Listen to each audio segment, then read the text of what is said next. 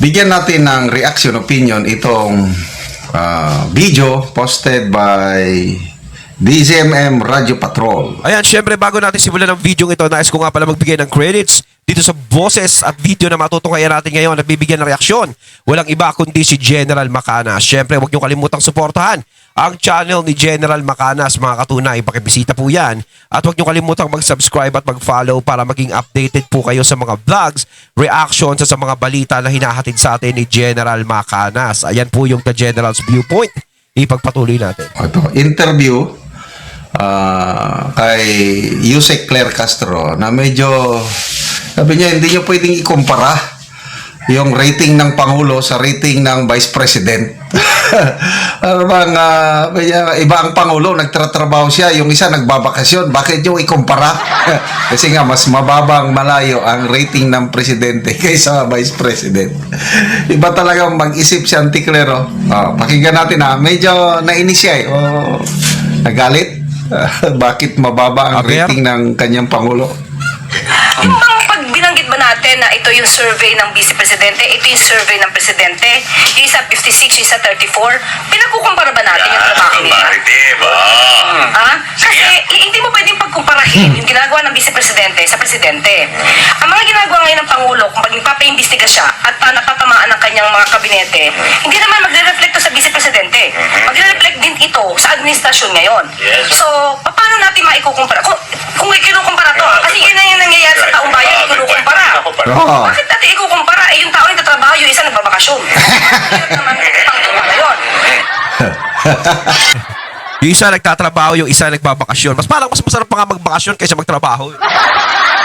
Sa totoo lang talaga, no, yung sinasabi ni Auntie Claire, si Auntie Claire talaga napapaghalataan natin parang hindi talaga spokesperson eh. Talagang halatang ano siya eh, vlogger talaga siya, attorney vlogger. No? Kasi yung pagiging taklesa niya eh, di ba? Sa totoo lang kasi, yung sinasabi niyang nagbabakasyon si BP Sara, hindi po nagbabakasyon yan. No, syempre tatay niya yung inaasikaso niya.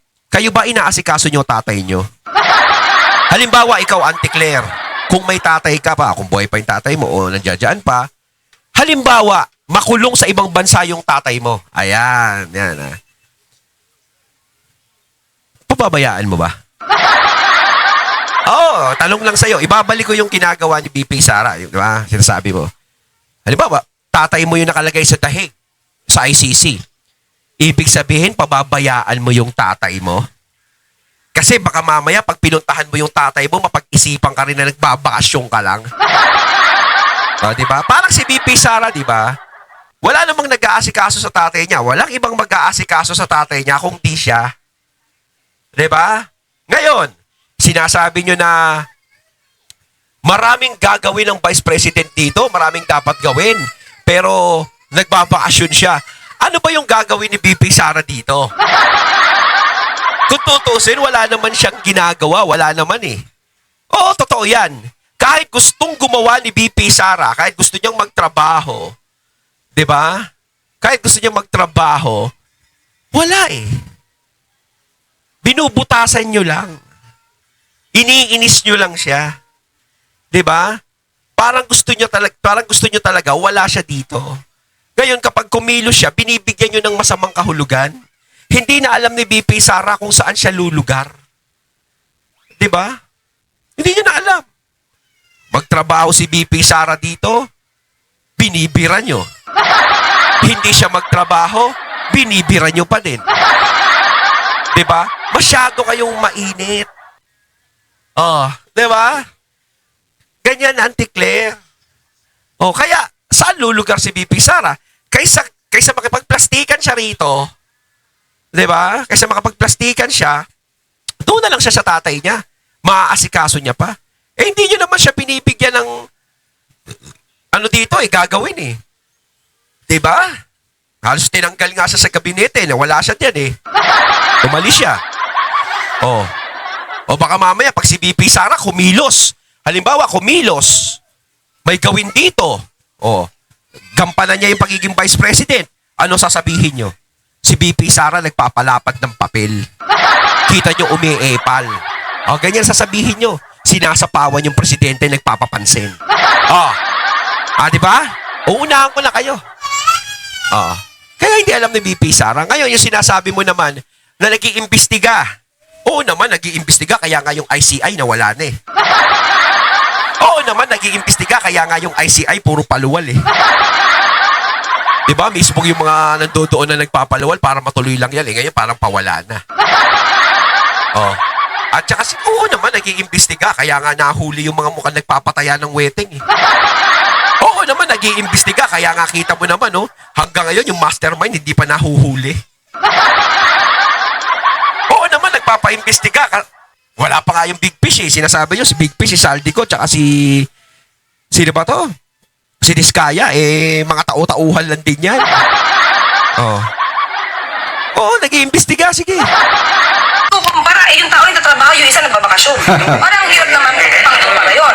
Di ba yung si Pangulo, sinasapon niya lahat. Sinasapon niya lahat ng pag-iimbestiga, nagre-report siya, yung isa wala. Paano natin makukumpara yun? Ganto kasi yan, Auntie Claire. Ganto yan. Ano, gara mo naman eh, abogado ka, tapos parang grade 1 ka naman mag-isip. Etong problema ng bansa na to, kinukumpara mo naman kay BP Sara na kay BBM. Vice President si BP Sara, Presidente si BBM. Yung korupsyon na nangyayari sa bansa, sino dapat ang lumutas niyan? Di ba ang Presidente? Hindi trabaho ng Vice President yan. Di ba? Kung ano ang maging problema ng bansa, Presidente ang lulutas niyan. Nakaalalay lang yung Vice President. Kung baga siya lang nga yung magiging kapalit kung sakaling mawala yung Presidente. Oh. Ganun yan. Ngayon, yung sinasabi ko kanina, kung si BP Sara kikilos, makikiepal, di ba? Makikiepal dyan sa flood control project. Oh. Magkakaroon siya ng sariling investigasyon dyan. Ano sasabihin nyo na naman? Oh, si Sara Duterte, oh, nagpapapansin. Gumagawa ng papel, nagpapalapad ng papel. Ganyan ang sasabihin nyo. Diba? Diba, Auntie Claire? Alam mo naman sa sarili mo yan. Hindi naman kita sa binabanatan. Gusto ko lang na malinawan ka kahit papaano. Huwag ka magagalit sa akin, ha? Abogado ka, wala akong laban sa'yo. Oh. Hindi kita binabanatan. Tinatama lang natin yung sinasabi mo. Hindi trabaho ni BP Sara, ang trabaho talaga ni BBM. Pero ang survey, pwede talaga silang pagkumparahin. Diba? Kasi survey naman yan kung sino nagugustuhan ng mga tao eh. No? Hindi naman nagre-rely yun dahil sa trabaho. Diba? Hindi dahil sa trabaho. Oh. Eh, kasalanan ba ng mga tao kung si BP Sara ang pinipili? Eh, may nakikita silang maganda kay BP Sara. Kasalanan ba ng mga tao kung si BBM, bumabagsak ang rating. Eh, hindi talaga siya nagugustuhan. Hindi nakukontento yung mga tao. Hindi kasalanan ni BP Sara yun. Hindi rin kasalanan ng mga tao yun. Diba? Parang katuwaan lang o sino ang mas gusto nyo rito sa dalawa. Parang ganun. Oh. Kasi yung sinasabi mo, si kumikilos yan. Diba? Si Presidente kumikilos. Kaya talagang tungkulin talaga ng Presidente kumilos yan. Kikilos talaga yan. No? Kasi kung ano yung problema ng bansa, kailangan niyang lutasin.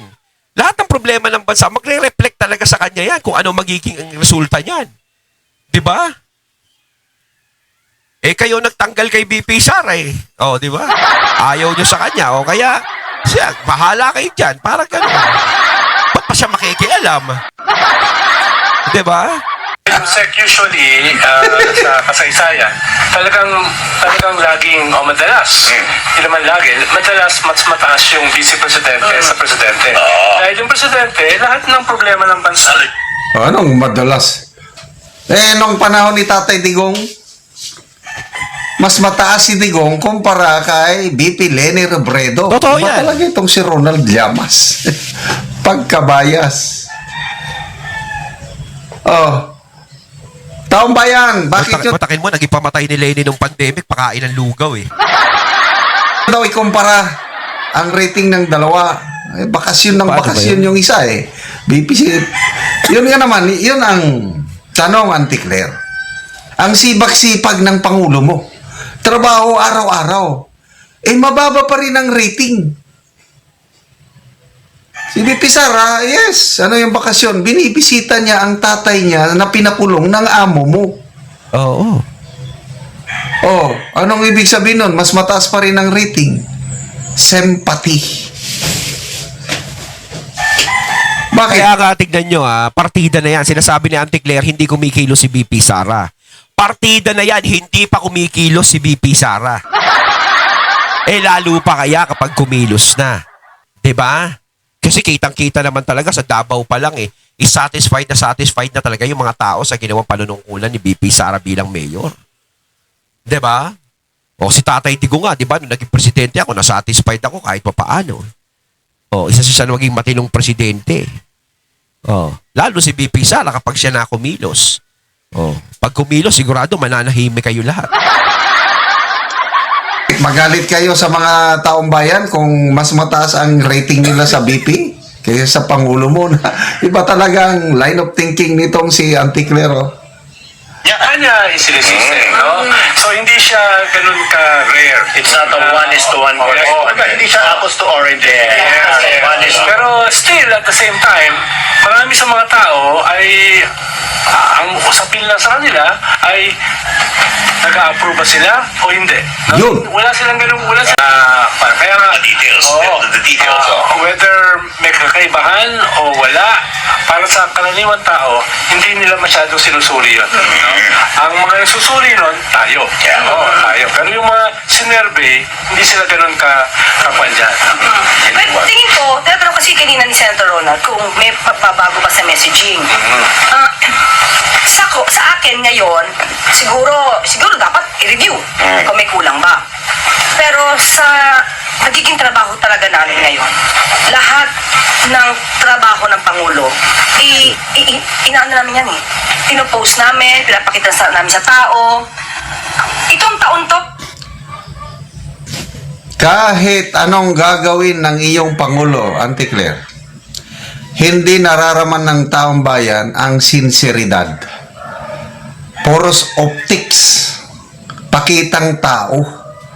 Iba ang sinasabi, iba ang nangyayari. Para kay Tambi lang kasi yan, tingnan nyo, di ba? Pamigay siya ng pamigay ng ayuda pero wala din namang nangyayari. Kumbaga yung mga tao, hindi na ganun maloloko At saka kasi sinasabi ko na meron talagang hinahanap talaga yung mga tao sa kanya. Kaya siguro hindi siya nagugustuhan. Kumbaga kasi yung inaasahan ng mga tao noong 2022, hindi talaga nagawa. Yung mga pangako, ang daming sumablay. O gaya ng 20 pesos na bigas, naging pangarap na lang.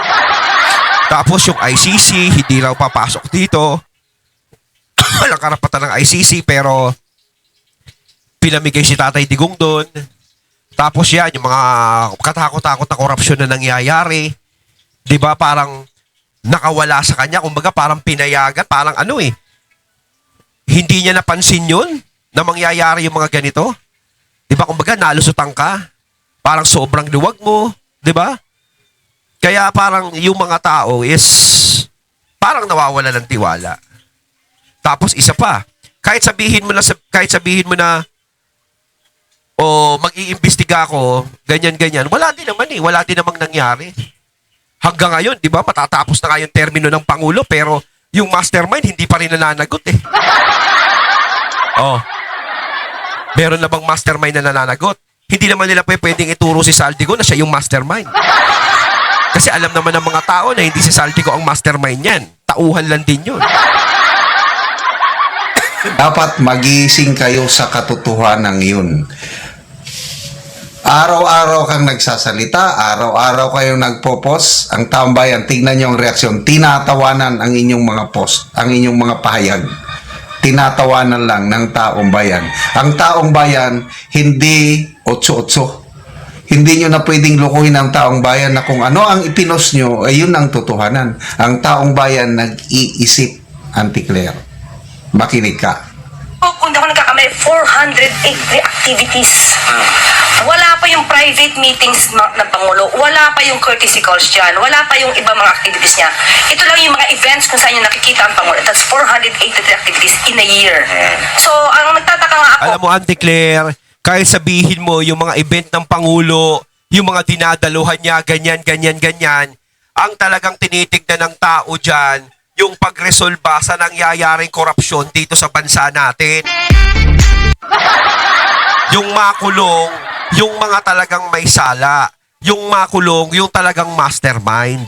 At isa pa, syempre, ang pinakamatindi dyan, yung makatulong ang Pangulo sa pagbabalik ni Tatay Digong dito sa Pilipinas na itama yung pagkakamali ng Pangulo sa pagpayag na si Tatay Digong ay madala sa ICC. 'Di ba? Yun yung mga bagay na hinahanap ng tao. Kumbaga walang pakialam yung mga tao sa kung anong ginagawang achievement ng Pangulo. Kaya kita nyo, kahit sabihin yung may mga ginagawa sa ibang bansa, may mga ginagawang ganito, ganyan, nagpupunta sa ganito, ganito, hindi pa rin nakukumbinsi yung mga tao. Kasi ang mga tumatatak lang sa isip nila yung mga simple lang talaga. 'Di ba? Gaya nung paglutas dito sa mga korupsyon na nangyayari sa bansa natin. Tignan nyo, kung sakaling malutas niya yung korupsyon dito sa bansa natin, mapanagot niya kung sino yung mga mastermind, mapahuli niya yung talagang may sapat na ebidensya, talagang yun talaga ang nagtuturo. Kita nyo, maraming matutuwa sa kanya. Kasi hindi basihan kung ano yung ginagawa niya eh. 'Di ba? Kung ano yung ginagawa niya para tumaas ang ekonomiya. Hindi tinitignan ng tao yun eh. Hindi tataas ang ekonomiya natin kung maraming kurakot sa bansa natin. Oo, kasi syempre may mga obstructionist na sabing walang ginagawa ang Pangulo.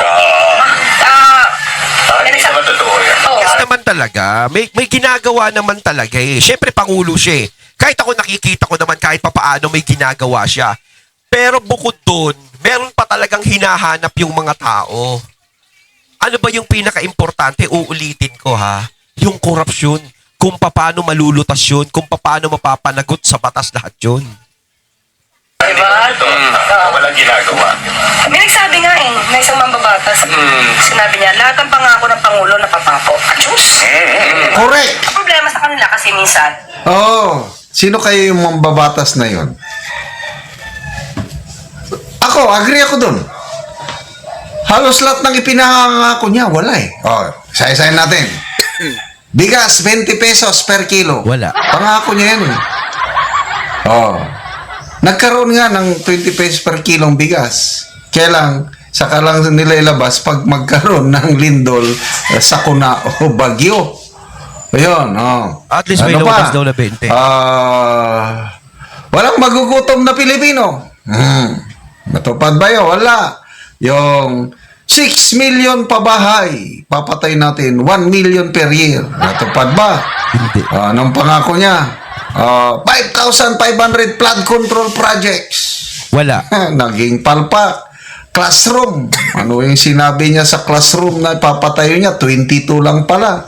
Ang daming sinasabi ng Pangulo. Kabaliktaran ang nangyayari. Salita siya ng salita. Report ng report. Di ba? Nagiging reporter na siya. Pinaka-latest na report niya. Oh, amnesty ng PhilHealth. Mag-avail na kayo. Yung hindi nyo nabayaran. Okay na yun. Walang interest rate. Yung pala, kulang-kulang. Hindi ganun. Ang PhilHealth nagsalita na, hindi, conditional yan. Ganon ang Pangulo. Sabi nga ni ex-senator Drilon, rating focus. Lahat na lang pwede siyang magsalita para tatas ang rating niya. Kailang nangyari, wala naman. Oo. Mababa pa rin ang rating. Kaya, Auntie Claire, huwag niyong pagalitan ng taong bayan kung i-compare namin. Ikaw compare Yes. namin talaga. At mababa, negative ang iyong Pangulo. Ang aming BP Sara, mataas, positive. Ayun, at ating natunghayan ng video na nagmula kay Politikang Pinas TV at syempre natunghayan natin ang boses at video na yon na binigyan natin ng reaksyon na nagmula kay General Macanas. Kayo mga katunay, anong masasabi nyo tungkol dito? Comment lang po kayo sa comment box. So once again, I'm BT and I'm out. Peace.